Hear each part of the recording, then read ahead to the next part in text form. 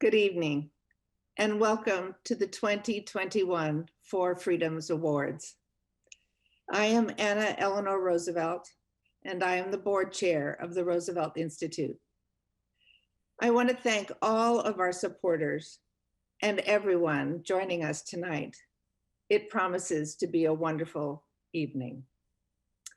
The Four Freedoms Awards are presented each year to people whose achievements have demonstrated a commitment to those principles which my grandfather proclaimed as essential to democracy: freedom of speech and expression, freedom of worship, freedom from want, freedom from fear. Ambassador William Vanden Heuvel, on behalf of the Roosevelt Institute, created the Four Freedoms Awards almost 40 years ago as a way to build on the legacy of FDR's famous 1941 Four Freedoms speech. Bill believed that if we speak of democracy, if we see it, if we demonstrate its power and grace, we will then choose to strengthen it. This year, the Roosevelt Institute is centering these awards on a theme of racial justice. Whether we can build a multiracial democracy and truly inclusive society is arguably the central question facing the United States today. It is time to focus our collective efforts on what racial justice truly means: material equity, repair and redress, freedom and self-determination. FDR declared these things belong to everyone. No one should be excluded. Tonight's laureates deeply embody racial justice through their work and legacies in the categories of freedom of worship and freedom of speech and expression. I am thrilled that Dorian Warren, co-president of Community Change and a longtime friend of the Roosevelt Institute, is interviewing our incredible laureates this evening, Nikole Hannah-Jones and Senator Raphael Warnock. So let us begin with the freedom of speech and expression citation for Nikole Hannah-Jones. On this, the 13th day of October, 2021, the Franklin D. Roosevelt Freedom of Speech and Expression Medal is awarded to Nikole Hannah-Jones. The last year has often been described as a racial reckoning. After the murder of George Floyd amid a pandemic that has disproportionately taken Black life and livelihoods, millions of Americans have grappled with this truth. The stories we tell ourselves haven't been complete. The narrative of our nation has not reflected the reality of systemic racism and its impact on our democracy. In the prophetic words of Nikole Hannah-Jones, quote, "Our democracy's founding ideals were false when they were written. Black Americans have fought to make them true." In her research and journalism, Nikole Hannah-Jones has reckoned with America's contradictions for decades, challenging us to be honest about our nation's past and present. Her Pulitzer Prize-winning 1619 Project charted the origins and enduring legacy of slavery, placing Black people at the center of the American story and uplifting their overlooked role as perfecters of democracy. Her investigative reporting shows how much work remains in separate and unequal schools, housing, and finance, with laws that go unenforced. That work, the work of aligning our nation's ideals and realities, requires journalists like Nikole Hannah-Jones, journalists who provide context and understand history, journalists who interrogate assumptions, dismantle false narratives, and broaden our imaginations. In training the next generation, Nikole Hannah-Jones is helping to make that possible.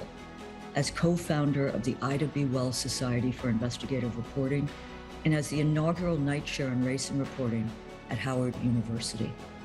In that new role, she will be creating the Center for Journalism and Democracy, which will equip journalists with the tools they need to cover today's challenges, to tell the American story as it was, as it is, and as it can be. As Nikole Hannah-Jones has taught us all, the stories we tell ourselves as a society matter, and it matters who tells them and who hears them. We are so fortunate to have storytellers and truth tellers like Nikole Hannah-Jones. The Roosevelt Institute is honored to present her with the 2021 Freedom of Speech and Expression Medal. It's so good to be here this evening. I am Dorian Moore, co-president of Community Change and a former Roosevelt Institute fellow. And I want to thank Katrina Vanden Heuvel for that beautiful reading of the Freedom of Speech and Expression citation for Nikole Hannah-Jones's lifetime of work. And it's such an honor to have the chance to interview one of tonight's honorees. Nikole, congratulations, and really great to be here with you. Thank you. Great to be here as well. And I'm tremendously honored. So Nikole, I want to start with talking about the Four Freedoms Award. And for those that don't know, this award has been given for over 30 years to individuals who embody FDR's speech and recognition that without freedom of speech and expression, as well as the other freedoms, none of us would be free, and frankly, democracy would falter. So your work at the New York Times, your work now at Howard University, uses journalism to bring understanding and exposure to our country's racial history, and frankly, to the truth about our democracy. So the first question for you is, can you talk about the importance of freedom of speech to the current moment in which we find ourselves? Thank you for that question. I think it is clear that we cannot have a healthy, functioning democracy without the free exchange of ideas. And we are seeing really right now across the country, bills being introduced and passed in state legislators that are really trying to proscribe what can be taught, how we can understand our history, that is trying to prohibit the teaching of an American work of journalism, which of course is my 1619 project, but also texts that seek to give us a fuller understanding of the country in which we live. And what we know is that speech matters, writing matters, because it is the narrative that allows for the policy. So if we have a narrative that is saying that, we are a fundamentally fair and exceptional nation, and that you don't have a history of voter suppression, for instance, then when you seek to pass laws, which are being passed right now to restrict the right to vote, citizens don't have the proper context to understand what's happening around them, and therefore can't challenge and I think keep our democracy safe. So our founders, who were clearly, not perfect, understood that a fundamental right to free speech is the linchpin of a functioning democracy, that we have to have citizens who are both educated and able to be exposed to different ideas in order to have an electorate that can exercise its rights in a country like this. That's so profound. The narrative enables and allows the policy in lots of different directions. I want to go back to the focus of your career and really the beginning of your career, because you actually focused on public school segregation in the early days. And here we are, fast forward, now your work is at the center of some of the most critical debates about our nation's history, about our nation's present, about our nation's future.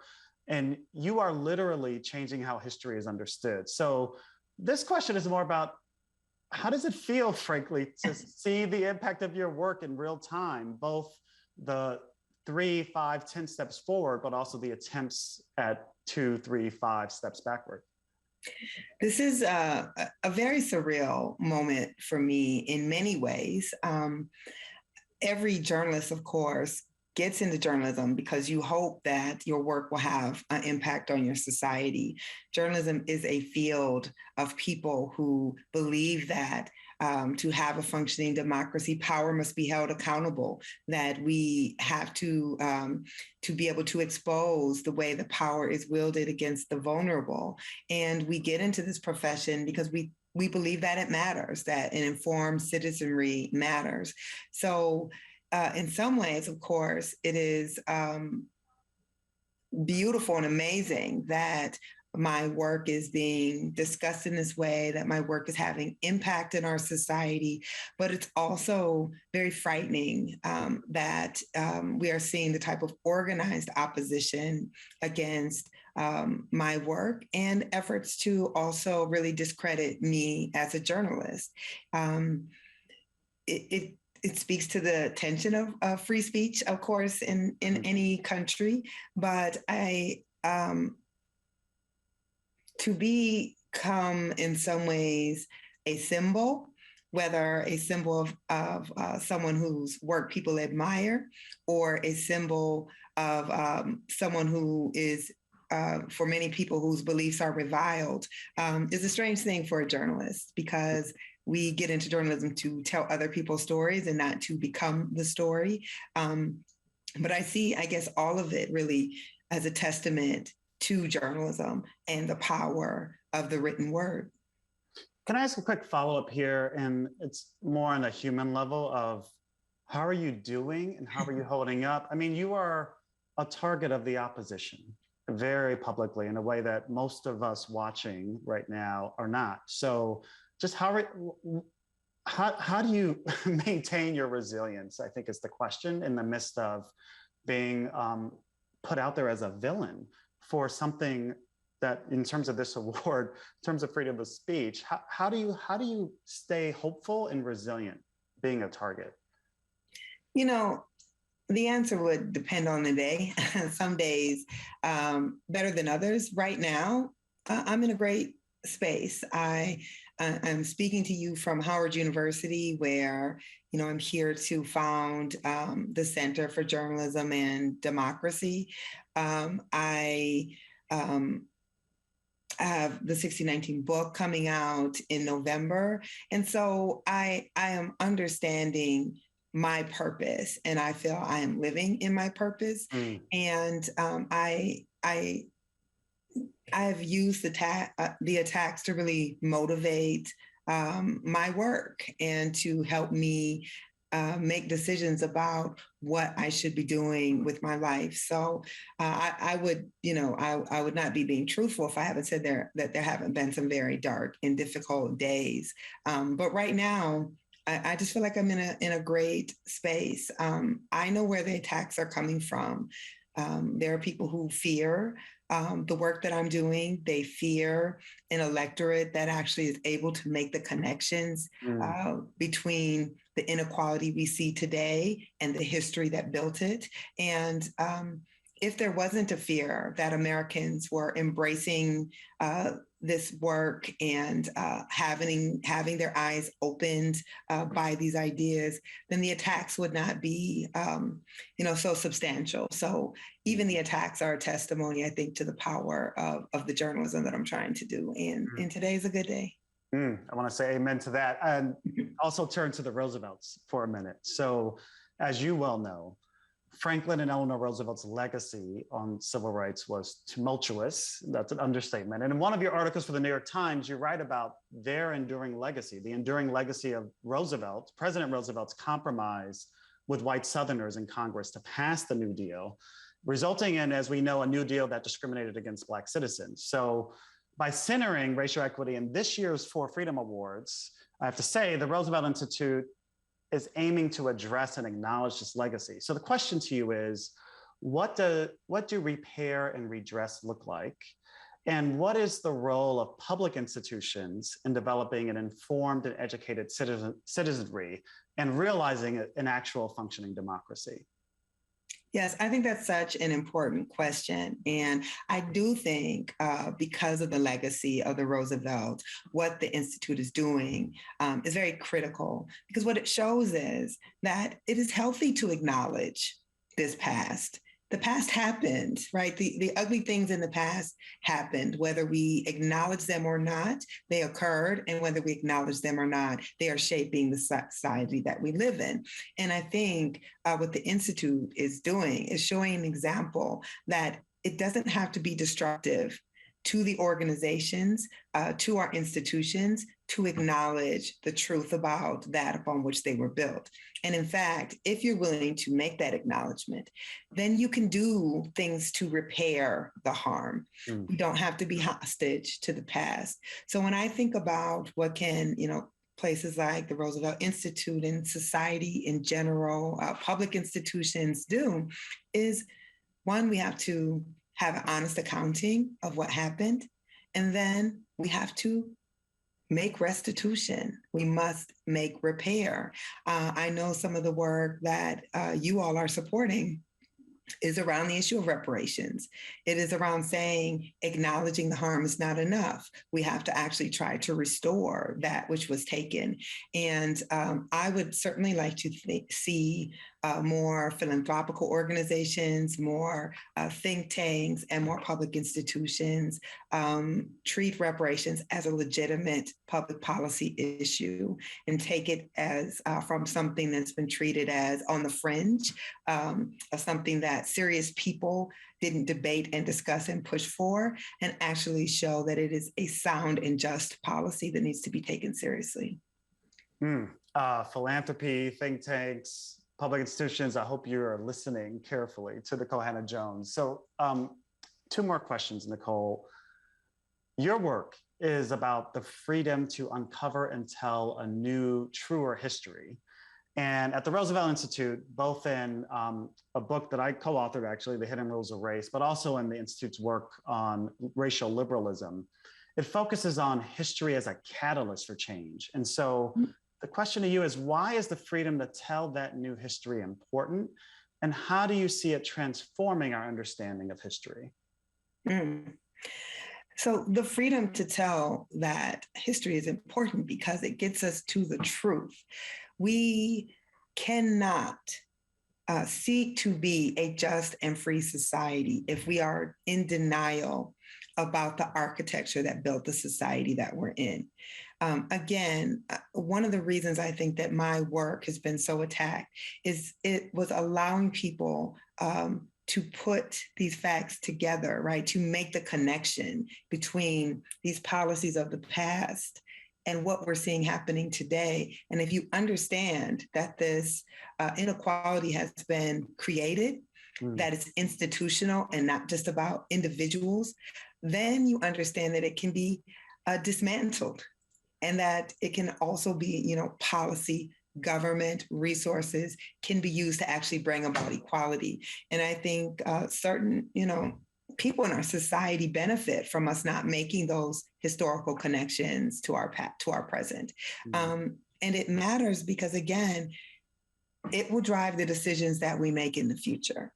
We can either pass policies that are informed by our history and that seek to address these legacies, or we can pass policies that put the onus on individuals and that says, we all live in an equal society. We all have the same shot in life. And there's nothing that we as a society are obligated to do. I think that leads to very poor policy. I think it leads to very stingy and hurtful policy. And when we change the narrative to a more accurate and a true narrative, then we are armed, I think, with the proper tools to live in the country that we want to believe that we are, that we're not, but that we have the potential to be. So on that point, living in the country that we aspire to be, we're not there yet, as well as your point about how do we make different kinds of policy decisions in the future, I want to ask you finally, how can we, as individuals, as organizations, support your efforts and work to realize a true multiracial democracy with freedom for all, as they say? That's a big question. I'll be very honest. I'm very worried about where the country is right now. I think that we are at a dangerous period. The laws being passed against the 1619 Project and this really fake hysteria about critical race theory. These are really memory laws. And historian Timothy Snyder wrote an excellent piece in the New York Times Magazine that called them what they are. They are an effort to shape the collective understanding of our country in a way that pushes us away from justice instead of towards justice. And it's not incidental that the same states that are passing these anti-critical race theory, anti-1619 Project bans are also passing voter restrictions. Mm-hmm. They're also passing laws against women's reproductive rights. These things are all connected. So it can feel overwhelming that there are so many fronts in which these battles for a more, not just equal society, but to hold on to the society that we're in, which is not even in a great place, not to go backwards. And what Timothy Snyder said is we all must pick an institution and defend it. And what I so appreciated about that was what he's saying is we can't fight every battle on every front as individuals, but we can pick public schools or journalism or the right to protecting free speech, the environment, whatever it is, we can pick an institution and defend it because our institutions are under attack right now. And the opposition, as you called it, is very organized in a way that I think those who are trying to push for a more equal society, a more just society are not. And we have to wake up. These are dire times. And as someone who studies history, Reconstruction didn't end overnight. Mm-hmm. Jim Crow was not implemented overnight. I'm not arguing that we're heading towards Jim Crow, but what I am arguing is your rights start to get taken away a little bit at a time, one community at a time, one state at a time, until you look up and they're gone. And I feel like we're in one of those dangerous periods where we are regressing as a society, and we better get to defending the country that we believe in. Ooh, words of wisdom from Nikole Hannah-Jones. Pick an institution and defend it, and so much more. Nikole, thank you so much for joining me for this conversation, and congratulations again on your 4 Freedoms Award. Thank you so much. Wow, that was incredible. Thank you, Nikole and Dorian. You are both my heroes, heroines. You have deeply and directly inspired my work and the work of my colleagues. The new history that you talk about is necessary, this truer history. It's necessary for our more perfect union. I'm Felicia Wong, and I'm president of the Roosevelt Institute. And at Roosevelt, we believe that we must build a new, more democratic economy. We're a think tank and a student network and the nonprofit partner to the Franklin D. Roosevelt Presidential Library and Museum.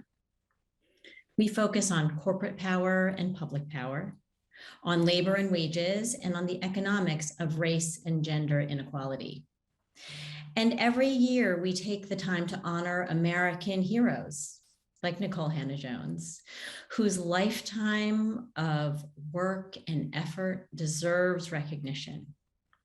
We believe that doing this honors the legacy of both Franklin and Eleanor and the 4 freedoms, which are universal, but which we must work to make inclusive.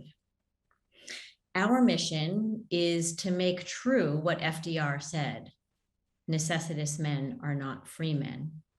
And to do it in a way that Eleanor, who celebrated and advocated for the Montgomery bus boycott, to do this in a way that she would embrace.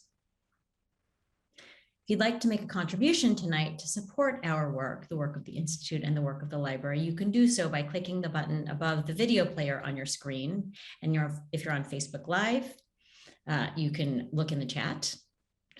And we appreciate all of your support and presence this 4 Freedoms Awards. So I know that everyone here is excited for our next amazing honoree, Senator Raphael Warnock. He's another national treasure, and we are honored to be honoring him tonight. So without further ado, the FDR Freedom of Religion Award for Senator Raphael Warnock.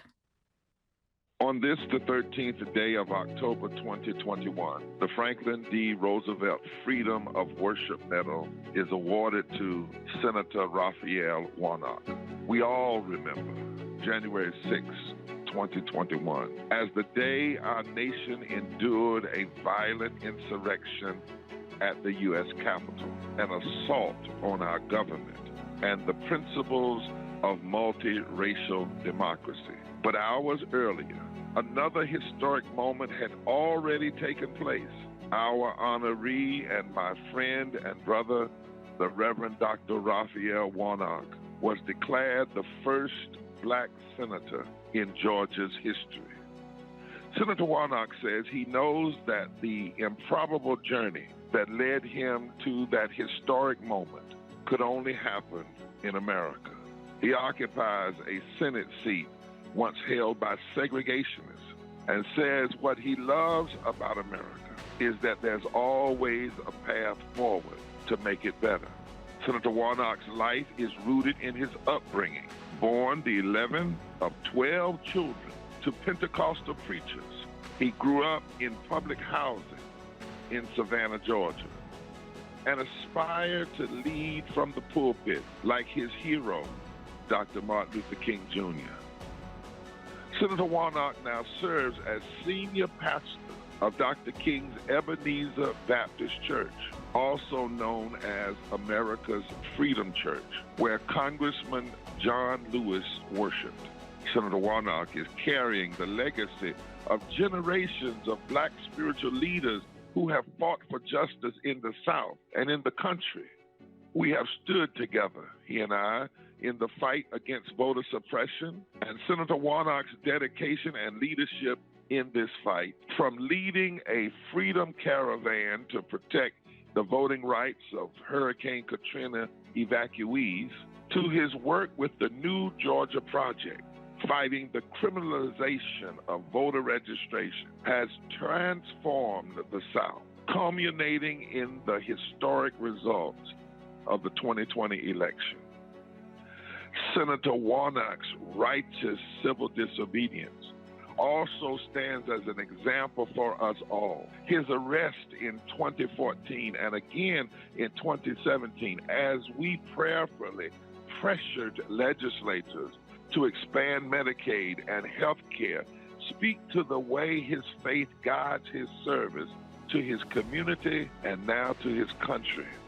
Senator Warnock's voting rights work in the Senate, from sponsoring the For the People's Act to introducing the Preventing Election Subversion Act of 2021, shines as a moral imperative. He has said a vote is a kind of prayer for the kind of world we design for ourselves and for our children. And our prayers are stronger when we pray together. He's known as the people's pastor. Senator Warnock continues to remind us of the covenant we have with one another as an American people, to vote, to speak up, and to ensure all our voices are heard. He has helped us embrace our deepest moral values and fought tirelessly to revive the heart of our democracy. Throughout this work, Senator Warnock's preaching and activism have gone hand in hand and informed one another. His footprints have been added to the International Civil Rights Walk of Fame for his commitment to making equality a right for all. And as he prayed before the 2013 inaugural prayer service for President Obama, he believes we must all love one another as brothers and sisters. As Senator Warnock said in his Senate victory speech, the 82-year-old hands of his mother, they used to pick someone else's cotton, had the opportunity to vote for her youngest son to become a United States Senator in January. This is the kind of America we should want. And this shows that anything is possible when you walk with God and walk by faith and stand for justice. The Roosevelt Institute is honored to present Senator Raphael Warnock with the 2021 Freedom of Worship Medal. I want to thank Reverend Barber for that beautiful reading of the Freedom of Worship citation for Senator Warnock's lifetime of work. It is such an honor to have the chance to interview one of tonight's honorees, the Reverend Dr. Senator Raphael Warnock. And Senator Warnock, it's great to see you and congratulations. I want to start with a question around your dual roles. You are both a United States Senator and you are a Reverend at the historic Ebenezer Baptist Church. And for you, I know very well, faith and politics are deeply intertwined in your life. And in fact, you once said, I'm going to read to you a quote from yourself. You once said, could it be that America's anti-slavery church, the Black church, born fighting for freedom, religious freedom, and political freedom, that this church is uniquely shaped and situated both to perceive the threat and to lead in the important work of this manner? So the question, sir, what do you see as the critical intersections of faith, democracy, and political action in the 21st century? Well, first of all, thank you, Dorian. I'm deeply honored by this award, and it's really special to have that citation read by my good friend and brother, a leader in so many ways, the Reverend Dr. William Barber, and it's great to be here with you. I'm honored to serve in the United States Senate, representing the people of Georgia. It is the high honor of my life, but it really is an extension of my lifelong commitment to service rooted in the convictions of my faith. Faith is what has got me to this point, a view of the role between faith and community service and action and political engagement, the work of social transformation. For me, that continuity is essential and inviolable. And all of my great heroes, starting with the Reverend Dr. Martin Luther King Jr., have understood that connection. Some might ask, how is it that someone is a senior pastor of a church and serving in the United States Senate? Well, I've spent the last 16 years at Ebenezer Baptist Church, home church of Martin Luther King Jr., where he and his father and others preached and served for years. And in that role, I've been working on everything from voting rights to dealing with the increasing divide between the haves and the have-nots in our country, the wealth gap. Dealing with matters of equity in public education and in other spaces, addressing the scourge of human trafficking, addressing mass incarceration, the fact that the United States of America, the land of the free, is the mass incarceration capital of the world. We warehouse 25% of the world's prisoners, and this drives the whole issue of police brutality. So these are issues I've been working on as a pastor for years, because I happen to believe that the work of justice making and truth seeking and truth telling is inextricably connected to faith. And as I said in that quote, I am the heir and child of a rich faith tradition, the Black church. And when we say the Black church, let me say we've never meant anything racially exclusive about that. We mean, as I said, the anti-slavery church, the church that slaves started. It was literally a church born fighting for freedom. And for me, my service in the U.S. Senate is a continuation of that. Is my own humble and struggling attempt to be faithful to that tradition. Reverend Warnock, Senator Warnock, I want to respond to something you just said, the 16 years of your service at Ebenezer Baptist Church before you were elected to the United States Senate. And I'm reminded of a time when I actually visited you in your church when you were helping to organize a forum on mass incarceration. And we arrived to the church to see Confederate flags strewn about.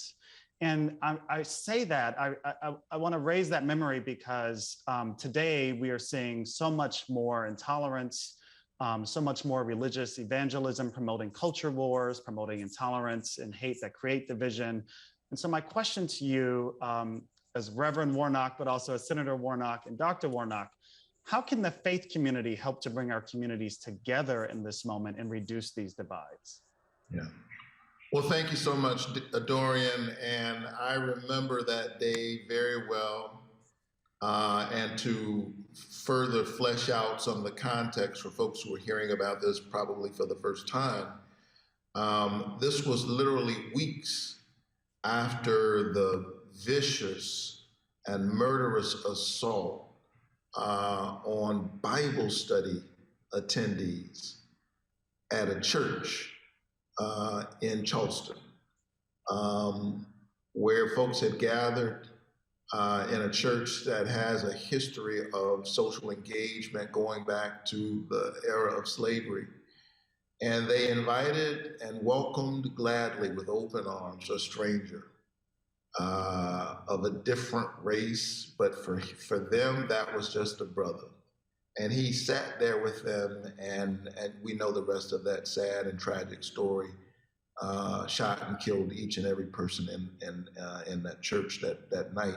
So literally weeks after that, someone thought it would be a good idea, apparently, to leave Confederate flags in the midst of the debate about that flag on the campus of Ebenezer Baptist Church, the spiritual home of Martin Luther King Jr. And ironically, you and others were arriving that morning as we were beginning a conference on the community of faith and our response to mass incarceration, to the issue of bondage, and how ought we as people of faith to respond to that. And you might recall part of what I said then, and I continue to say now, even as they caught the pictures of those young white men who've never been identified, who brought those flags.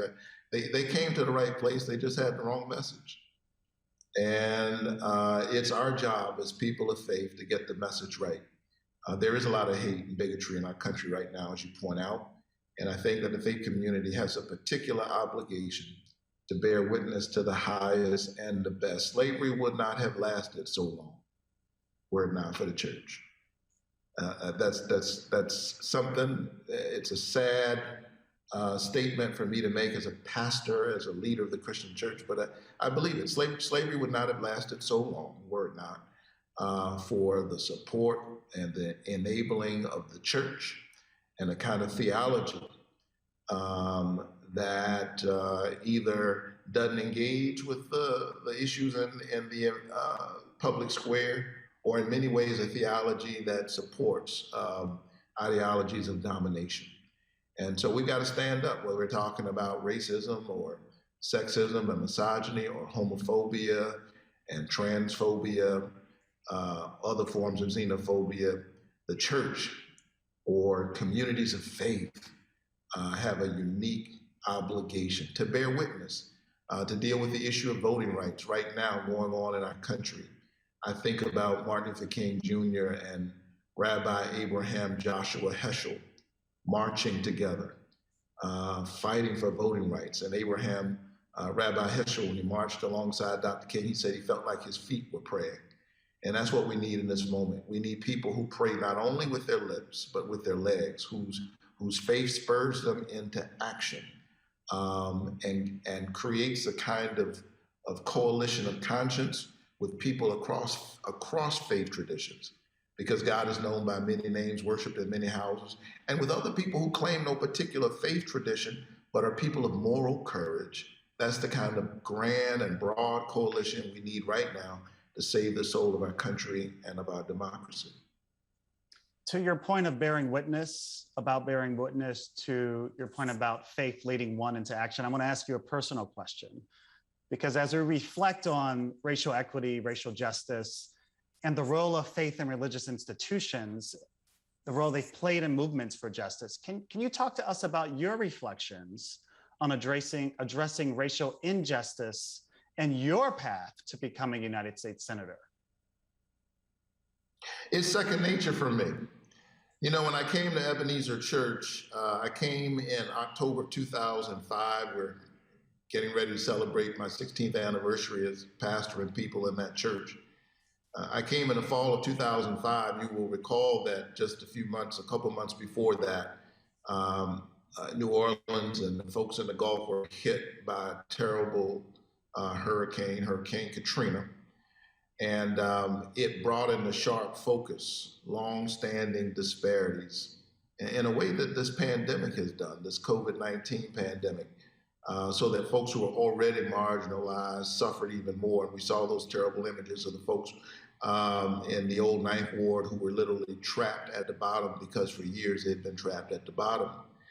And months after I arrived at Ebenezer Church, the folks in Louisiana decided to have a municipal election. There were Katrina evacuees displaced to dozens of states. There was no way for them to get back to vote, many of them. They'd lost everything. They'd planned to return to New Orleans.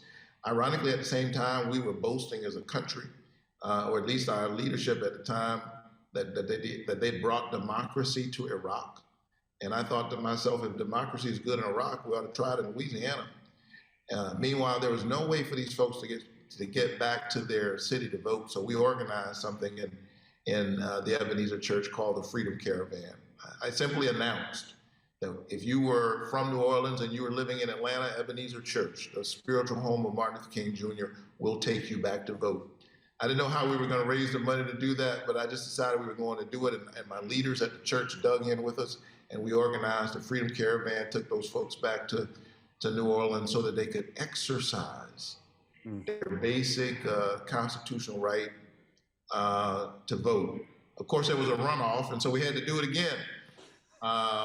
And so when you see me standing up in the Senate, insisting that we have to pass voting rights in this Congress, I'm not brand new to this struggle. This is the work that I've been trying to do for years, because I believe that democracy is the political enactment of a spiritual idea, that all of us are children of God, that we have within us a spark of the divine. And because we have within us a spark of the divine, we ought to have a voice in determining the direction of our country and our destiny within it. I believe that a vote is a kind of prayer for the world that we desire for ourselves and for our children.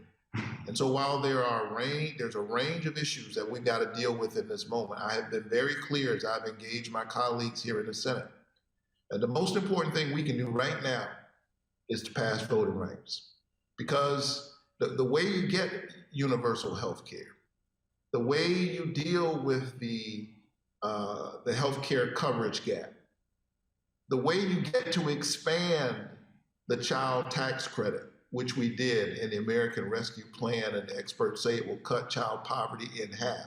The way you have a path to extend that and make that tax cut for hardworking families permanent. The way you expand Medicaid, as we're doing in my bill, the Medicaid Saves Lives Act, and defies the obstruction of some 12 states that are saying to working poor people, no, we're not going to expand Medicaid, you're on your own. The way you address this and climate change and environmental justice, a whole range of issues, is you've got to give the people a voice in their own democracy. And so that is the holy work that we are engaged in this moment. History is waiting to see what we will do. Our children are watching. And it's a defining moment in our country. And we've all got to stand up in this moment and say that the democracy doesn't belong to the politicians, it belongs to the people. And people of faith ought to be leading that charge. Senator Warnock, I want to ask you one final question that relates to what you just said. And I have to say, you have been, in my view, the hardest working senator in the United States Senate since your arrival earlier this year. I can't keep up with the number of bills you've been introducing. And so I want to ask you what you see as the most important moral imperatives in the policy work that you are undertaking in the Senate. That's easy. Put the people first. Whatever it is we're debating, put the people first. And that's what I try to do when whether I'm giving a floor speech or speaking at a press conference or talking to my colleagues as we debate various priorities inside our caucus with folks on the other side of the aisle. I think so often in politics, folks get so caught up in the politics. And this is a strange thing for somebody to say who's almost as high as you can go in government, a United States Senator. Can I, since I'm a pastor, can I confess something here? Absolutely. I'm not in love with politics. I'm not in love with politics. I'm in love with change. I'm in love with social transformation. And to the degree that politics can be used as a tool in the toolbox to get to what Dr. King called the beloved community, I'm willing to hold my nose and get in the swamp to do the work. Because again, that emerges from my faith. As a Christian, at the center of that faith is this idea of the incarnation. And just track with me, whether you're a Christian or not, this idea that God decides to enter into history and becomes a poor baby born to a young couple that are trying to figure out where to go, that he's an immigrant who gets smuggled into Egypt and then raised in a ghetto called Nazareth. That story is appealing to me. And of course, it's rooted in the tradition of the Exodus and the struggle for freedom. So for me, faith gets engaged in the messiness of worldly struggle. It is not hidden behind stained glass windows. There's a place you go deep into your soul. There's a quiet place. There's an altar in the inner island of one's soul, as Howard Thurman, the great mystic, describes. But that place of peace and reflection and personal piety and devotion to God, for me, that drives me back into the world where God is revealed in a different way in the faces of those who are the most marginalized members of the human family.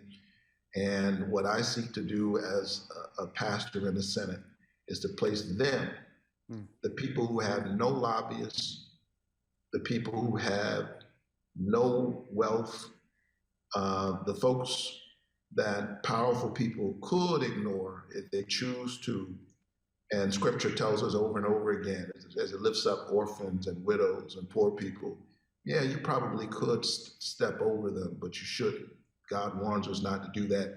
My work is putting them always at the center because in their faces, we see the face of God. Amen, amen, amen. Thank you so much for joining me for this conversation. Thank you so much for bearing witness. I know you represent the people of Georgia in the Senate, but you are always my pastor in the Senate. So I want to thank you, Reverend Dr. Senator Warnock, and congratulations again on your 4 Freedoms Award. Thank you so much. Deeply honored. A vote is a prayer for the world we design for ourselves and for our children. Put the people first. Thank you, Senator. And thank you, Dorian, again, so much for joining us and helping us honor these important, amazing laureates and helping us learn more about their own personal, deep journeys. I want to thank our sponsors again for their generous support and to thank all of you who've made donations tonight. Again, you can click the button or follow the link if you're on Facebook Live. I'm really proud that these events are free and open to all who want to join and share our vision, and your generosity makes that possible. I hope you'll all join us at the same time next week when we will be honoring Freedom from Want laureate Deepak Bhargava and Freedom from Fear laureates, worker activists Sixta Leon Barita, Rubiela Correa, Sonia Perez Garcia, and Maria Isabel Sierra. And then in 2 weeks, we will complete this series by honoring the late Fred T. Korematsu with the Freedom Medal. That one will be particularly meaningful to me. All of the laureates will also join this final event to give brief remarks. This year's laureates have made our country a little more just. Thank you for helping us honor them, and good night.